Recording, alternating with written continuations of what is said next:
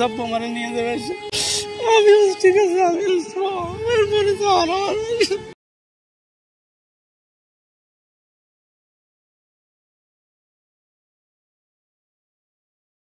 প্রায় সামনে নাম থ্রিতে পরে 8 বছর। আমি সকালবেলা দিয়ে গেছি যে রুমে বিমানটা ঢুকছে ওই রুমেই ক্লাস করতো, ওই রুমেই ক্লাস করছে। দুপুরের ঘটনার পরতে উপস্থিত এখানে হয়ে খোঁজ করছি, ভিতরে পাই নেই। সব হাসপাতালে, উত্তরা হাসপাতাল, বান ইউনিট, সিএমএসএ সব জায়গায় খোঁজ করছি, কোথাও পাই নেই। আপনাদের কাছে আমার আকুল আবেদন, আমার বাচ্চাটার একটু সন্ধান আপনারা দেন। আমি ঘরে যেতে পারতেছি না, আমার বাচ্চাটার আমি কথা বলতে পারতেছি না। আমার ভাইরা আছে সাথে, কথা বলতেছে। আমি আর কি আপনারা একটু আমার সহযোগিতা করেন, আমার বাচ্চাটার পাওয়ার জন্য, একটু খবর দেওয়ার জন্য। আমার বাচ্চার কাপড়টা হইলাম একটু, আমি যাওয়ার কথা বাচ্চা হলো 3 জন, 2টা মেয়ে, একটা ছেলে। বড় মেয়েটা 8-এ পরে চলে গেছিল আগে, 23 ছিল। আর ছোটটা হলো যে রুমে পরে ওই রুমেই পড়ছে, ওর যাইতে পারে নাই, বাড়িতে পারে নাই। বড়টাদের খবর দিলে আমি দৌড়ে আইছি সাথে সাথে।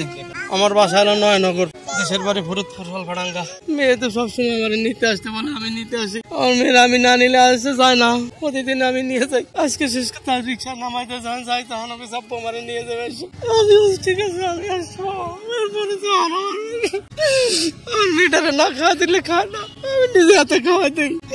কালকে রাইতে আমি শেষ খাওয়ান খাওয়াই দিচ্ছি, সকালে খাইতে পারিনি।